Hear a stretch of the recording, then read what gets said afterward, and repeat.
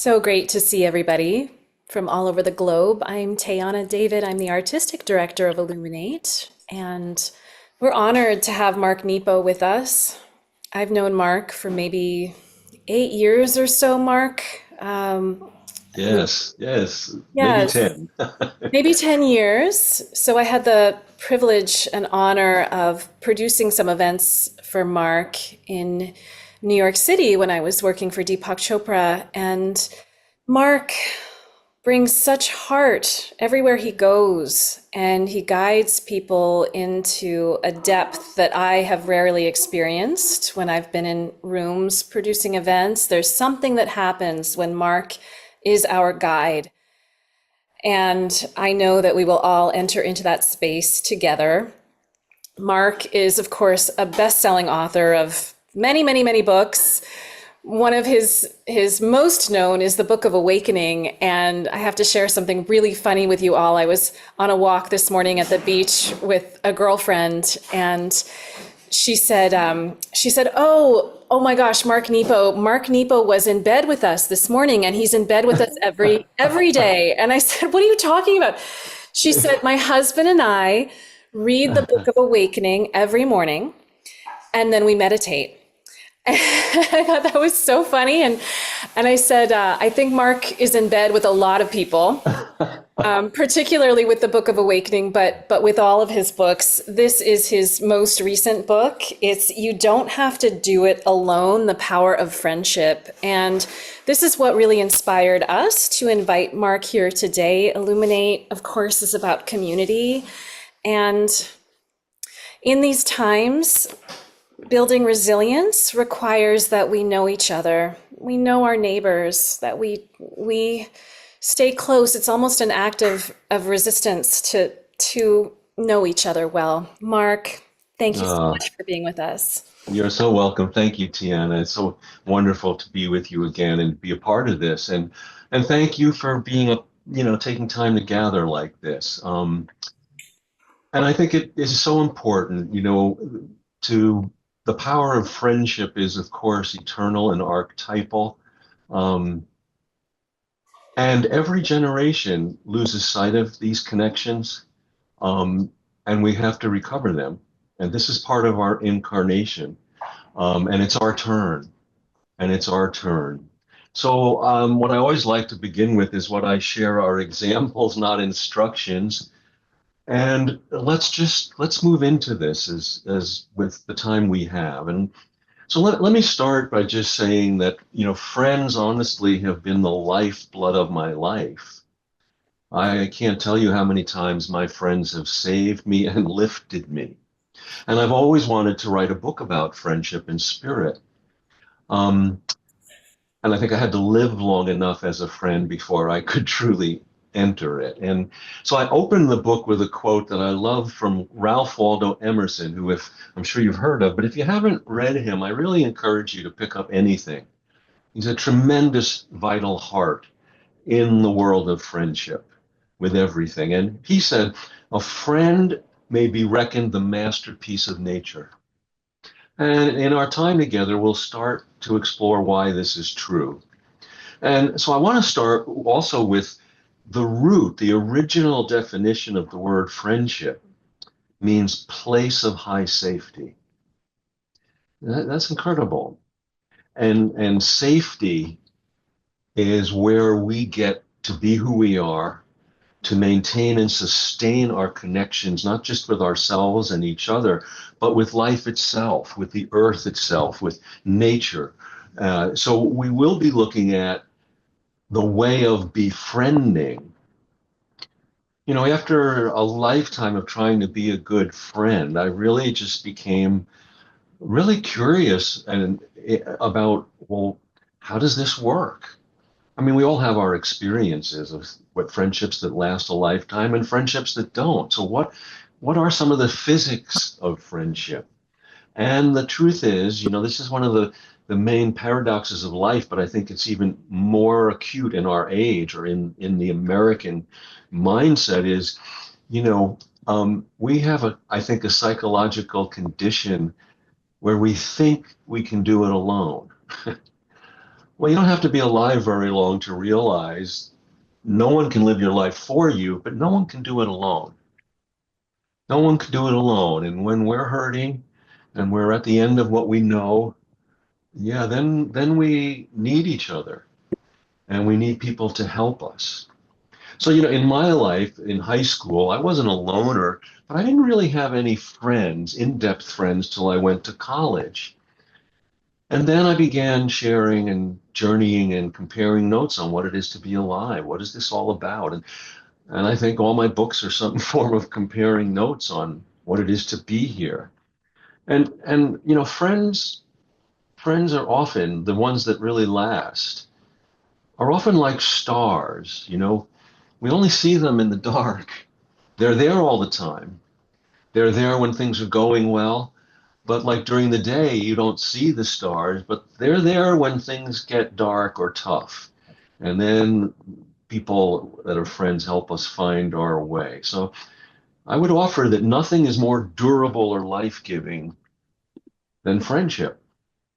It is part of the sinew that connects the muscle of the universe.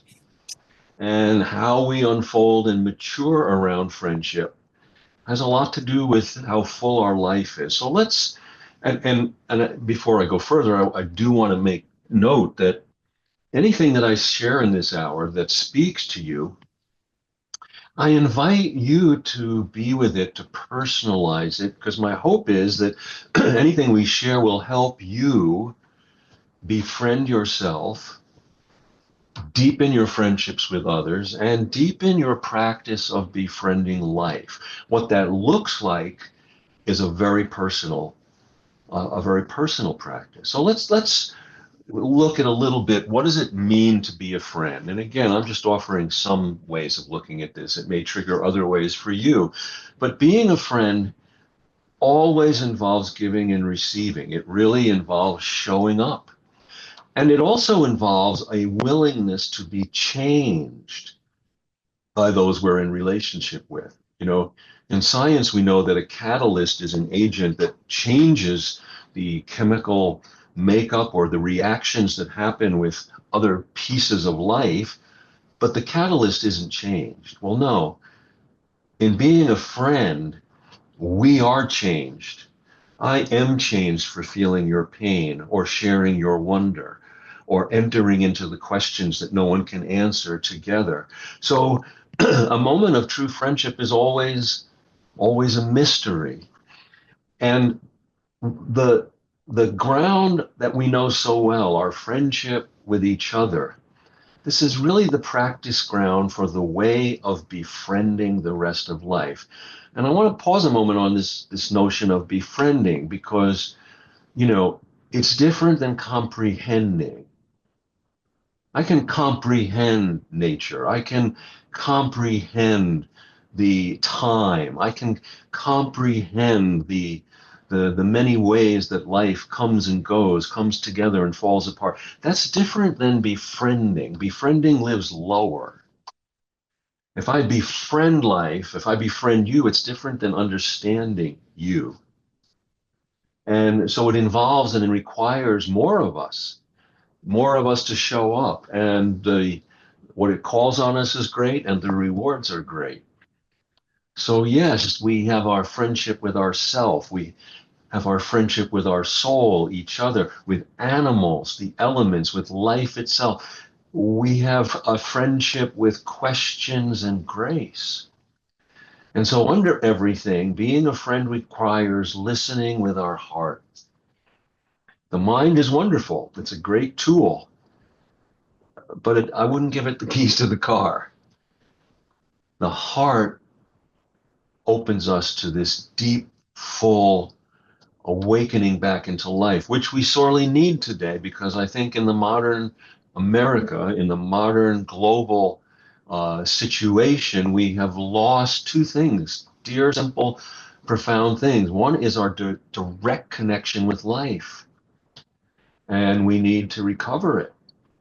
And the other is I think we've forgotten how to learn, because learning requires listening with our heart and showing up. So how do we participate in the one conversation of life? How do we find our way back into the fullness of being alive and being in the world? So I want to offer three lifelong friendships. There are many, but let me just focus on three and share a story about each, okay? And I'll review these. So the first is let me just go over what they are, and then I'll share a story about each. The first is our friendship with everything larger than us. And that opens us to the wisdom of source. We could call this the work of being. Our friendship with everything larger than us opens us to the wisdom of source, and this opens up the wisdom of source and the work of being. The second friendship is our friendship with the river of experience. And this opens us to the wisdom of life on earth. This is very much the work of being human. And the third one we know very well. It's the one that's closest to us, really, and that's our friendship with each other. And that opens the wisdom of care. And so this is the work of love. And these three friendships, the work of being, the work of being human, and the work of love, they frame and animate our journey. They return us to what matters. They make us, when we're numb, that makes me see you in a cafe and go, oh my God, it's you. I forgot. I forgot. We're here and none of this is rehearsed. It's all real and the journey hasn't been written yet. So let me share a story about each. So when we go back to our friendship with everything larger than us, the work of being. So for this story, I want to go to the early 1900s in New England. And there was a young man, 19, 20, and he was in divinity school, studying very hard, when suddenly, of all things, he was stricken with a condition that it wasn't polio, but it was very close to polio. And he couldn't move his legs. So you can imagine what an awful thing to happen. And of all the responses he could have to this, he said, I'm going to teach myself how to dance. Well, all of his friends, his colleagues, his teachers, they were saying, oh, attaboy. And then privately, they were going, oh, this poor guy, what's he thinking? He can't even walk. He's going to dance. Well, he slowly and awkwardly did teach himself how to dance. And quite miraculously, not only did he cure himself of this condition, he quit divinity school and he went on to become one of the fathers of modern dance in America. This is the story of Ted Shawn, who was a teacher of Alvin Ailey and Martha Graham. Um, and his studio is still today, I mean, he's no longer with us, but his studio, Jacob's Pillow, is in Western Massachusetts, is a venue for all kinds of amazing modern dance. Now, this is a remarkable story, and it would be just as remarkable, he just as easily could not have cured himself. It would have made this story no less remarkable. Because what Ted Shawn showed us was that studying God didn't heal him. Dancing God did. He leaned into his difficulty and befriended the difficulty and the life still coming through him under it. So this speaks obviously to actual dance, but it really speaks to us about not intellectualizing or studying the miracle of life or God or whatever name you want to give to that, but embodying it. So he stopped studying God and embodied God. And that healed him. And it would have healed him even if he still didn't have the use of his legs, because it would have healed his spirit, the work of being, our friendship with everything larger than us. So I invite you to think about a time when, and these are, during this hour, I'm going to offer you take-home questions, invitations to journal or discuss with friends or loved ones. So the first is, can you describe a moment when you experienced everything larger than you? How did it come to you? What did it feel like? What did you learn from it? So for the second story, and now we're moving to the friendship with the river of experience, the work of being human. And for this, I want to share an ancient anonymous teaching story from the Hindu tradition. And I love these ancient anonymous stories because before universities and certificate programs, story was how we were educated. So for this story, we go into India, and in Varanasi, along the Ganges River, we're at a point where it's very wide. There is a temple, and it's a very famous place where at the back end by the river, the back steps of the temple go right into the river. And hundreds of people pray in the river daily. It's felt to be a holy place. And so this is the story about a holy man who doesn't know he's holy. And he goes in the river, he's up to his knees and he's rocking, he's praying. And as he's praying, he notices next to him is a spider struggling in the water. So he reaches down to pick up the spider. Well, it's a poisonous spider and it stings him. But because he's a holy man who doesn't know he's holy, he's stung but not poisoned. Well, he takes the spider and he puts it on the steps and he goes back to praying. Well, the next day he's up to his knees, he's rocking, he's praying. The strangest thing. Next to him is the same spider. So he reaches down to pick up the spider, which again stings him, and he puts it on the steps. Well, the third day, the same thing happens. My God, what are the odds of this? And as he lifts the spider says to him, "Don't you understand? I am a spider. I will sting you every time because that is what I do." And the holy man who doesn't know he's holy says, "And don't you understand? I will save you every time because that is what I do." And this ancient anonymous story, this teaching story, it isn't just about altruism. It shows us that the strength of our kindness dilutes the sting of the world. There is strength in kindness. This is one of the rewards for living in friendship, that the strength of our kindness dilutes the sting of the world. So first we have Ted Sean dancing his way through the work of being, to his connection to everything. And now we have this holy man who doesn't know he's holy, who the strength of his kindness dilutes the sting of the world. And of course, these things I'm sharing live in each of us if we befriend the place where we are connected to all of life. So the third story, the third form of friendship, our friendship with each other, this is the work of love. And for here we move to the 1700s in Japan. And there was a monk by the name of Tetsugen. Now, Tetsugen's call in life, this is the talks, the Dharma talks of Buddha were not yet translated into Japanese. And he felt like this was his call. He said, "I'm going to do this."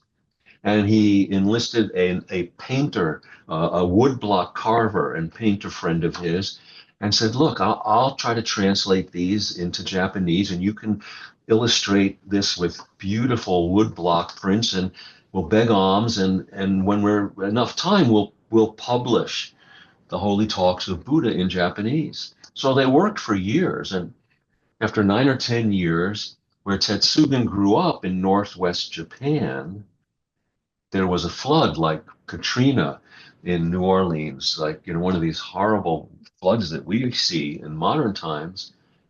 So he gave all the money away. And he kept translating, and his artist friend kept carving wood blocks to illustrate the talks of Buddha. And in another 8 or 9 years, there was a famine in another part of Japan, and Tetsugen's heart had been opened, and he said, "Well, I didn't grow up here, but what's the difference?" And he gave the money away again. And after 25 years, Tetsugen and his artist friend published an edition, the first edition of Buddha's talks in Japanese. And today, there is one of those original copies is in a museum in Kyoto under glass, and the plaque under it reads, "In his lifetime, Tetsugen published 3 versions of the holy text. Only one is visible." Only one is visible. So Tetsugen's call was to translate the teachings of Buddha, but his life of friendship with others, even people he didn't know, was to embody the talks of Buddha by giving the money away when people were in need. So he was blessed to do both, to do what he was called to do, and also to live it out. Again, this living out. So these three friendships, I invite you to think about the work of being, the work of being human, and the work of love. Where are you in these friendships? How do they show up in your life? Where can you better yourself at practicing this? All of these form the work of reverence. So one of the things is that any friendship worthy of its name, and again, I want to return to this archetypal vow to show up for each other, to be willing to be changed, to be on the journey together. I really have to say, after all the books I've been blessed to retrieve and all the places I've been blessed to go, and the dear friendships that have saved my life, literally, I can honestly say I'd rather be a good friend than a saint. I'd rather have my love counted on than to be brilliant. I'd rather climb for the view together than dig for the truth alone. And so, as we look more deeply into the physics of loving another, whether it's a significant partner or a friend or a family member, I've come to understand that loving one person thoroughly and in particular is the practice ground for loving the world. Because by loving so thoroughly in particular, we trip in. If I feel your pain truly, I trip into the river of everyone who ever felt pain. If I listen to your wonder, I trip into the moment of wonder that anyone has ever experienced. My oldest friend, my dear, dear friend, Robert Mason, I've written about him in some of my books. You may know of references. Now, we've been friends for over 40 years. We met and we helped save each other's lives. When I went through cancer in my 30s, he was there for me. And when he, at the same time, was bottoming out in alcoholism and was going into recovery, I helped him. And all these years later, he recently had said to me, he said, in all the years we've been together as friends, I didn't give you one thing you didn't already have when we met. We just loved it into the open. And I hold that now as a sacred covenant of the circles that I teach in. Or those of you who are kind enough to read my books, in our friendship, through teaching, through my books, through the things we share, I am not giving you one thing you don't already have. We're just loving it into the open by daring to show up in these questions together and how to live them. So another take-home question that I invite you to journal or discuss: what does it mean to you to be a good friend? And can you give a personal example? Because our lives, if anything that I'm sharing touches you, our lives are the personal case studies where we learn about it. And this quest for friendship has gone on forever. So let me back up and give you a historical example. So we all know about Plato, the great, philosopher, ancient philosopher, a student of Socrates. Well, we think of him, he's this classic, amazing philosopher. Well, when he was, living on Earth, he didn't have a formal school. He wasn't famous and well known. He was walking around like us today. I mean, we're doing it virtually today, but he was walking around with people who were interested in what's it mean to be here, and they would walk around and ask questions about life and explore them. Well, when he turned 33, he had a rich uncle who left him an olive grove. So he said to the group of people that he was, quote, teaching and in conversation with and befriending, he said, "Hey, let's go hang out in the olive grove now that I've got one, and we'll have our conversations there. So it was there that he created his school, which was called the Academy. Now we know today the word academic, it means, oh, it's come to be distilled to dry, almost just dry conceptual information, not really embodied or heartfelt. Well, the original Greek word academy means sacred grove. So Plato's school was a sacred grove where they walked, befriended each other, and asked the questions about what it means to be here. So I would offer you that friendship is the sacred grove between us. It's the place we walk together to find out what it means to be here. What is your sacred grove? How are you caring for it? What does it look like? Where and who do you walk with to discover and affirm what it means to be here? What it means to live, truly live a full life. So let me share two poems of mine now, right at this point, about befriending life itself. The first one is called The Great Waters. In the beginning, I thought I was going somewhere. I thought we all were. But falling in while trying to cross, I finally understood the journey is to follow the river, all the rivers, especially the ones no one can see. The soul is a fish whose home is in those rivers. So I can take you across if you want, but the secret is to go everywhere by going nowhere.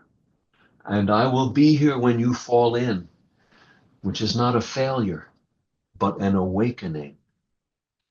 I will be here when you fall in, which is not a failure, but an awakening. We are not meant to skip over life, but to swim in life, alone and together.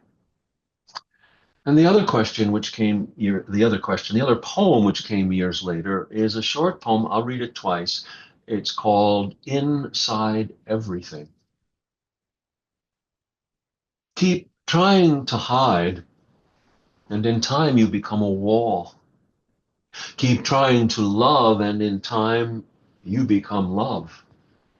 Our journey on earth is to stop hiding so we can become love. Everything else is a seduction and a distraction. Courage is staying true. Inside everything, keep trying to hide, and in time you become a wall. Keep trying to love, and in time you become love. Our journey on earth is to stop hiding so we can become love. Everything else is a seduction and a distraction. Courage is staying true. So, in deep ways, I would offer to you that friendship is the vocation of seeking truth together. And, often we know this, that we can be blessed to have a daily presence with friendship, but we also have friends that we don't see very often, and yet, like those stars at night, their presence is a deep guide across our life. A great example of this is back in the Tang Dynasty in China. This is in the 700s. The legendary poet Li Po. He had a friend, his name was So Qin, and they grew up together and they went into, at that time, poets often became diplomats and were civil servants that were sent to different parts of China. And, well, they were sent to different parts of China and they didn't realize it, but they would only see each other a handful of times for the rest of their lives and actually being in each other's company. But they would send poems and letters to each other constantly. And remember, this is before cell phones and before Instagram and before Facebook or text. They literally had to handwrite letters and poems, and then they would give it to someone who was taking supplies by mule or horseback. It could take 6 months for their letters to arrive with each other. And yet their presence in each other's life, my God, it was the guiding star of their lives. This is how deep their bond was. And so we have, in a famous poem, Letter in Exile, Li Po wrote, there has never been cross purpose between us. There is no end of things in the heart or the depth of our friendship. I've been grateful to have such friends, both everyday friends and friends across time and space that have been the guiding light of my life. I want to share as we move into this more two personal examples. During my cancer journey in my 30s, I had a rare form of lymphoma, almost died from it, had very aggressive chemo that almost killed me. Um, but during when it was unclear what was happening, I had to have an open biopsy by a neurosurgeon because the tumor that I was protruding very large, like a grapefruit, in my skull bone. And so before there was any sense of surgery or what would happen or not happen, I had to have that biopsy to see what was going on. Now, so I was waiting to go into this surgery, and it took a long time. And I didn't learn till later that whatever this surgeon, who was an angel in my life, Dr. John Pop, it's always interesting. We're not allowed, or it's not cool to name the surgeons who were cruel or indifferent, but we can name the ones who were angels. um, so Dr. John Pop in Albany Med, this is in 1987, he needed to take this biopsy, but I didn't know that behind the scenes there was some real red tape. There was a problem because the sample had to be refrigerated and driven 2 hours south to a special lab to be processed. And there was a lot of tie up about who would do it and would insurance cover it. I'm just waiting to be wheeled into the operating room. And I learned later that my dear friend John burst in there and said, "I'll take it, get out of my way." And he took the samples from my head in a cooler and drove the 2 hours south on the New York Thruway. And I didn't learn about it till later. And a few years later, maybe 8, 9 years later, John, I was on the other side of my cancer journey, and he came down with a cancer of his own. And so I wanted to be there for him, of course. Well, I learned that he didn't, as you can imagine, went through with my cancer journey very open. He didn't want to go through it in that way. He was very private and very quiet. And so not only did he do that for me, but he was trying to be open because that's what I needed. And I only learned years later that wasn't easy for him.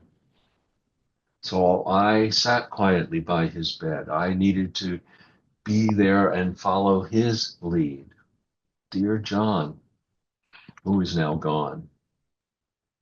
And more recently, I want to make sure we get in this other notion of friendship, which I call the art of netting, Netting,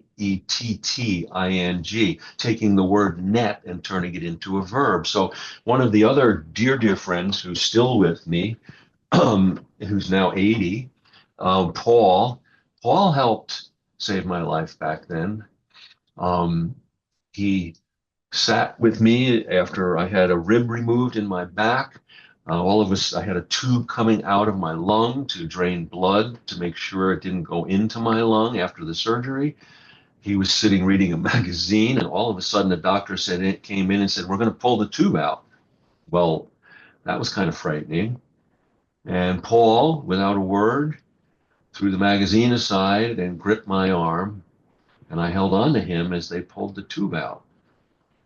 Well, now all these years later, Paul has lost his dear wife to a sudden heart attack. And of course, I want to be there for him. And so I also am part of a men's group, these 6 other brothers, really people who we've been in each other's lives for almost 20 years. Well, they knew of Paul, but they'd never met Paul. But because he was my friend, I was there for Paul, and they said, "Well, we'll be there for you." And so the way a net distributes the weight, if two people are holding a net, this art of netting is where whoever's in the center and whoever's near, like Paul was in the center in his grief, I was near holding the net, and my men's group, these brothers who didn't know Paul, but they were helping me hold the net for Paul. And how we take turns.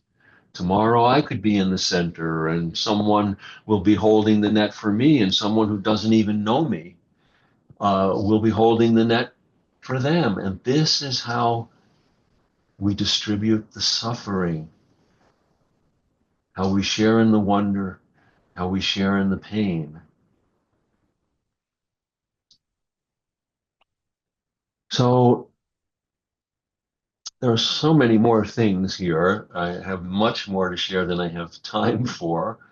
So let me share a couple of things here. Um, I want to share a quote, and then I'll ask Tiana to come back in, and we can look at any questions you have, explore anything you'd like. Um, but Pablo Neruda, the great Chilean poet, if you don't know his work, I just urge you to read it. He's an amazing soul, won the Nobel Prize in 1971. But I love this stanza about friendship in one of his poems. He said, "You didn't come into this house so I might tear off a piece of your life. Perhaps when you leave, you'll take something of mine, chestnuts, roses, or a surety of roots." A surety of roots. So one of the things I want to maybe tell two stories here, and then I'll ask Tiana to come in as a way to close out this sharing at least. The first story is this: we go to Japan in modern times, but the place in northwest Japan, there is a geological structure called the Tojinbo Cliffs. There's only 4 or 5 places where this kind of structure exists in the world. They're sheer cliffs that go up almost, oh my God, 200 feet, 300 feet.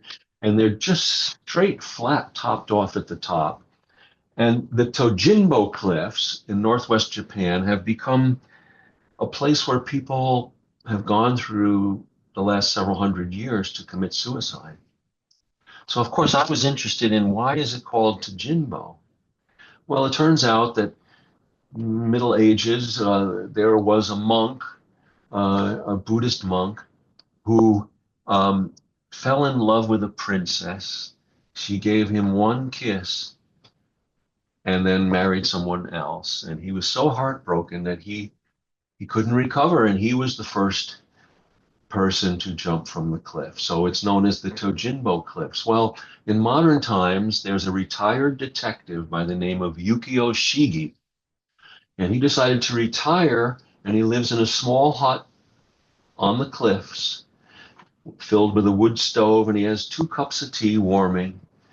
And what he does during his days is he walks by the cliffs in case someone is feeling so pained that they're thinking of jumping. And he says, "Oh, hello." And, "Oh, I know things are hard and you can always jump, but you want to have a cup of tea first? I have some warm tea in my hut. Why don't we go have some tea?" And so in his retirement, he befriends those on the edge of the world to walk them back from committing suicide. And what so touches me about that is that in our friendships in life, we take turns at the edge of the world, feeling like we can't go on, and being the one who says, "You want to have a cup of tea? You can always jump later. Let's talk about it. Let's talk about it." And the final story that I'll share today about friendship is about Basho, also in Japan, the great poet Basho, who went on walking pilgrimages when he turned 40 because he had lost his mother, who he was very close to, and could not settle in his grief except when he was walking. And so he began to walk great distances because that was the only time he felt like the acuteness of his grief abated. So he did a walking journey around the entire, in 1689, of the entire island of Japan with a friend.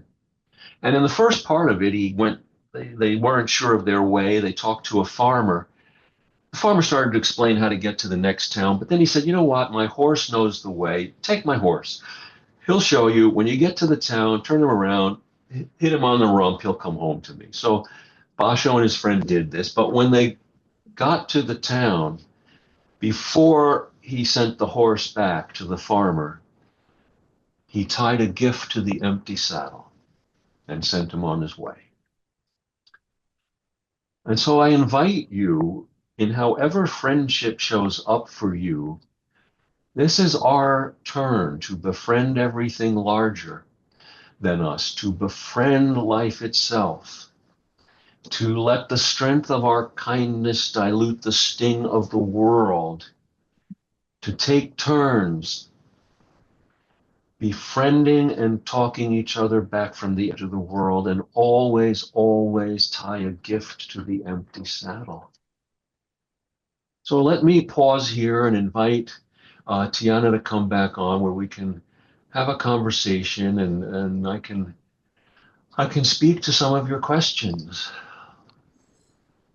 Mark, thank you for those stories and that powerful sharing. It's so great to be with you again after all these years, I have to say.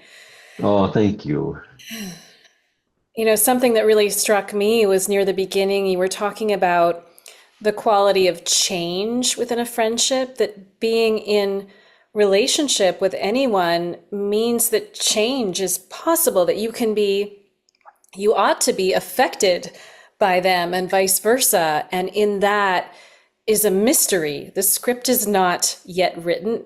It is being written actively. And I just found that so fascinating. Just as we open it up to questions, and you'll do that, everyone, by placing a question in the chat if you have one. Can you speak a little bit more about that Sure. quality of mystery in relationship? Yeah, and I think one of the kind of miseducations in our modern world is, you know, we will, it's not just possible, we will change. We're dynamic, we're growing. And part of befriending each other and loving each other is to expect change and to allow enough space to grow together. You know, my wife Susan and we've been together almost 30 years. I know her so well I could finish her sentences. I don't, not just for the obvious reason, but because part of befriending each other on this long journey through life is to say, who are you today? You are not held to the beliefs and opinions that I know about you. Have you changed your mind? Has something deepened? What do you think and feel now? And so I've come to understand that if someone loves you, they want you to change and not stay the same. They want you to grow. And so we have to give space. And so that means, you know, there's a misunderstanding that, you know, if you want to rely on me, the misunderstanding is we think that we have to remain the same to be reliable. I don't need to, you just need to count on me. I can change as much as I want. That's not the barometer if I'm reliable. You mean Whitman in Song of Myself says, if I contradict myself, I contradict myself. I contain multitudes. I so appreciate that. So, one thing that we could do to be a good friend is to create space, allow space for those close to us to change. Absolutely. Absolutely. And I think we're suffering that even in our social and community world. Everyone is held to one utterance, to one view, to one stance, and there's no room to grow, which is natural, which is needed, and to not play gotcha with each other, but to say, oh, well, what is it like? And I think this is a question that I have come to ask people in my life, students, people, children. What is it like to be you? Wow. Well, not what you right, not some conclusion what's it like to be you? What's that story? How is that story unfolding? Wow, what's it like to be you? Could that be a journal prompt for those listening? Absolutely. Absolutely. And then with all the journal prompts, I invite you not to do that at a time and then wait a week and now have a conversation with a trusted loved one or a friend uh, about it. Hmm. Speaking of journal prompts, Mark, there's a question. Someone was very intrigued by the second story in that little trilogy of stories about the spider. And the kind man was doing the spider a favor, hopefully by saving it, but then was stung. Is there a journal prompt that could go along with that story? Absolutely. I would offer, and several, but let's offer this that so let me offer this first and then we'll turn it into a question that the reward for kindness isn't that we'll get something back. The reward for kindness is that we will become fully alive. That can be met by being stung. That can be met by confusion. That can be met by wonder. It can be met by being loved in return, but it's not a guarantee like on an investment. This is another kind of corruption from the economic mindset of our age. No, we're kind as a way to enter life. And that gives us strength, that makes us whole, that brings us on our journey. So my journal question would be, can you just tell the story of a time where being kind led to an unexpected relationship?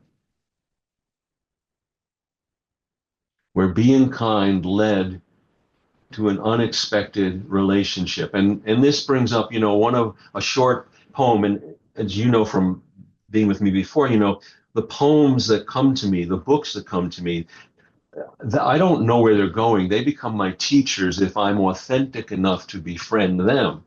And so I have to be with them. So a poem that has been a great teacher for me, a very short poem of mine, um, goes like this. The mystery is the mystery is whoever shows up when we dare to give has exactly what we need hidden in their trouble. The mystery is that whoever shows up when we dare to give has exactly what we need hidden in their trouble. That landed that second time. And I think so many of us as humans, that's a bomb, Mark, because we are kind, we try to be kind, and yet someone is not pleased. And that can hurt, right? And so just zooming out and seeing the bigger picture of that, which your poem so beautifully offers. Thank you for that. And any other questions for Mark? I know I have a couple. Let's see.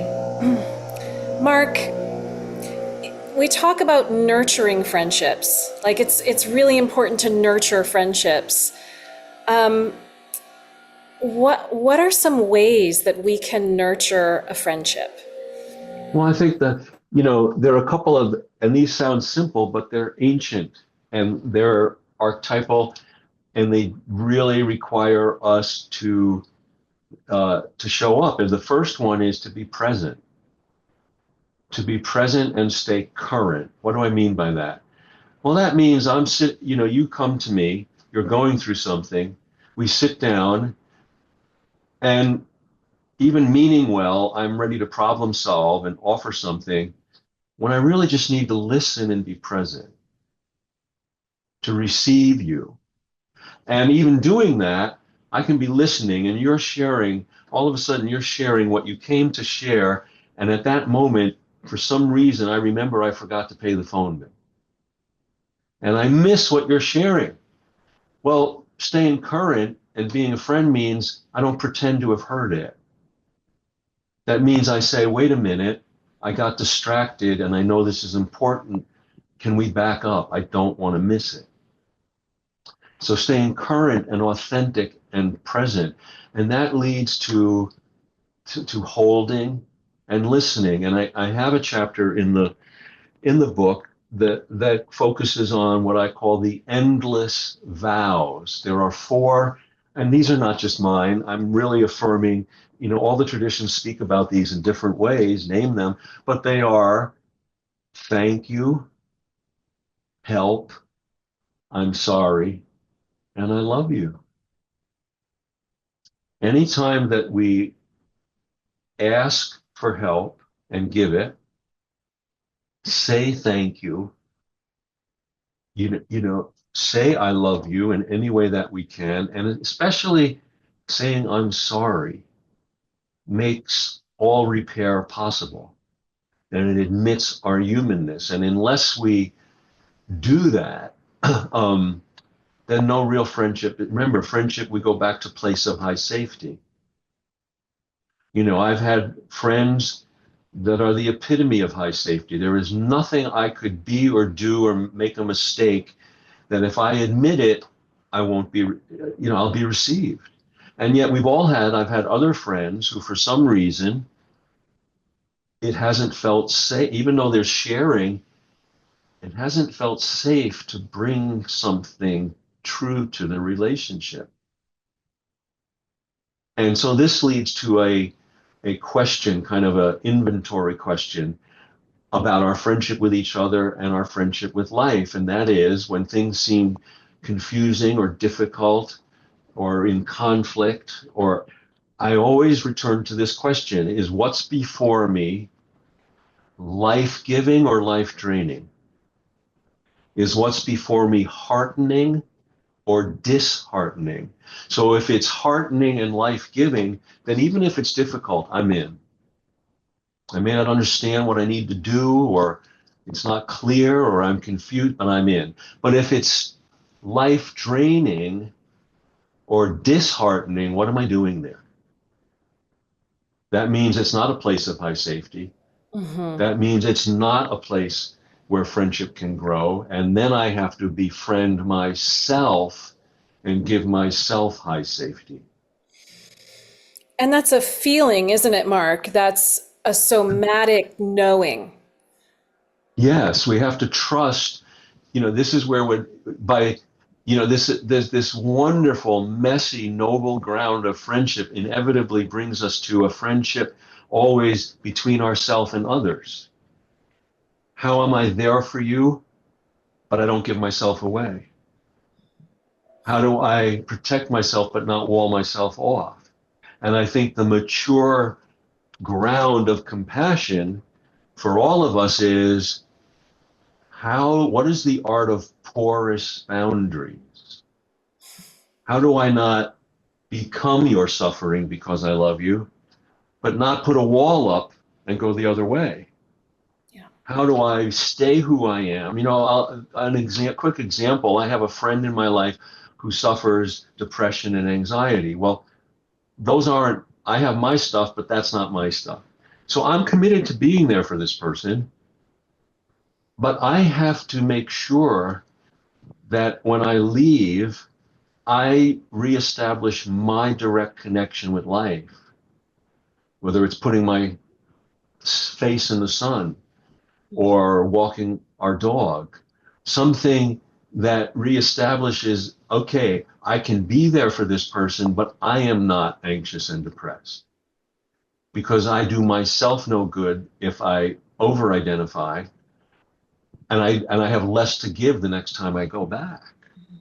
So there's always this beautiful, messy practice of tending to myself, befriending myself, and befriending you. Mm. And together, it's a dance. It's a dance. Words of wisdom.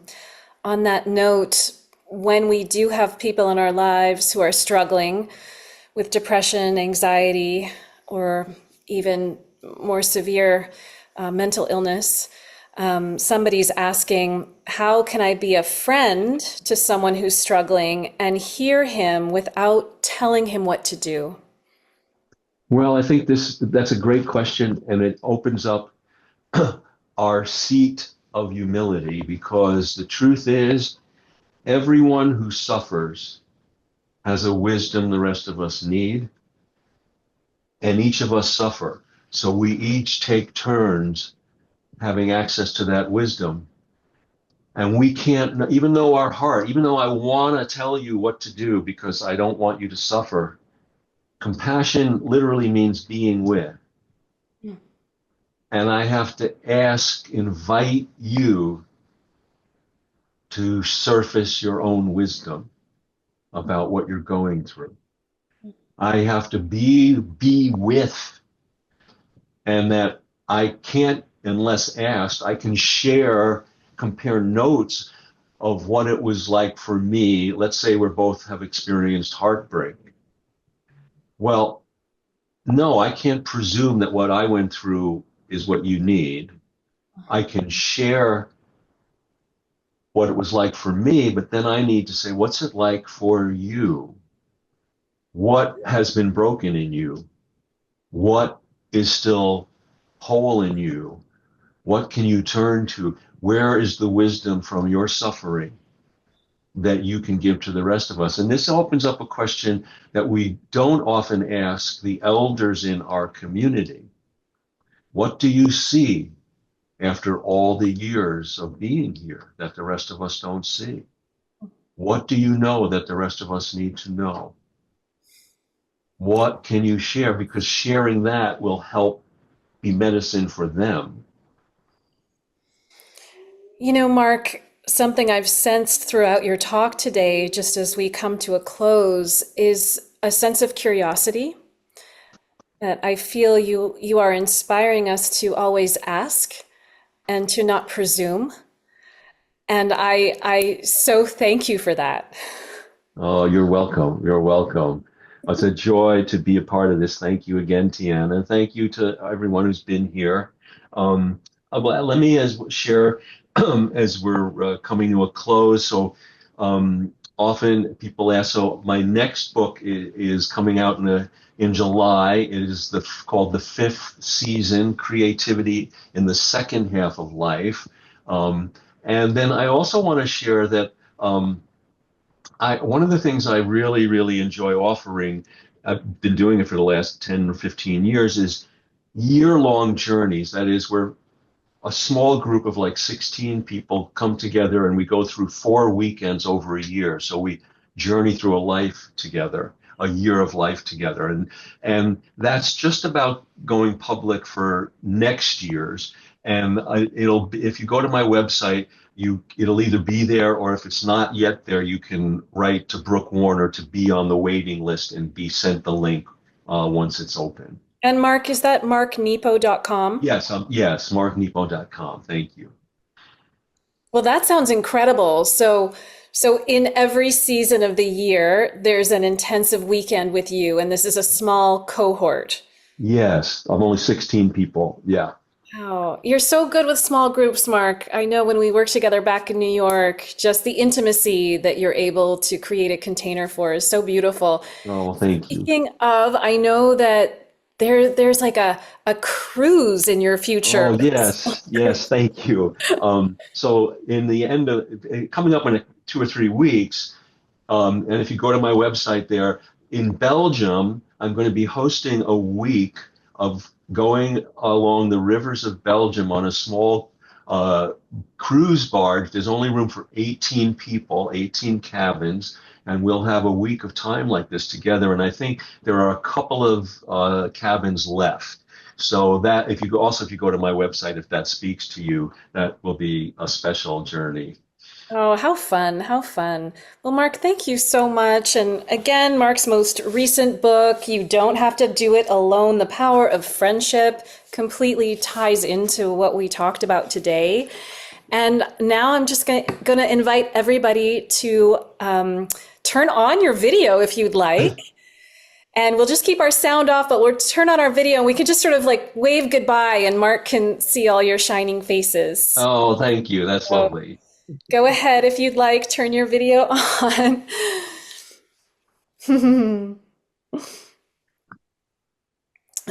Oh, wonderful. Yeah. Thank you so much. And this will now be available through the rest of the virtual festival.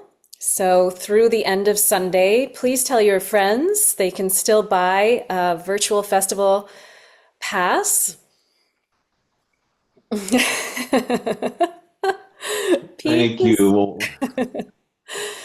Thank you so much, Mark. And I really look forward to the next intersection.